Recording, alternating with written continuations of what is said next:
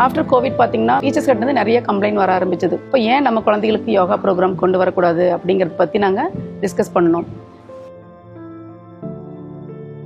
Isha yoga teachers இங்கே வந்து எங்கள் குழந்தைகளுக்கு பேட்சஸில் யோகா சொல்லி கொடுத்தாங்க. ரெகுலராக பண்ணுறதுக்கு இது மாதிரி எங்களுக்கு ஒரு வீடியோ கொடுத்தாங்க. நான் யோகா பண்ணுறதுனால எனக்கு டீச்சர் சொல்கிறதுனால ஈஸியாக லேர்ன் பண்ண முடியுது.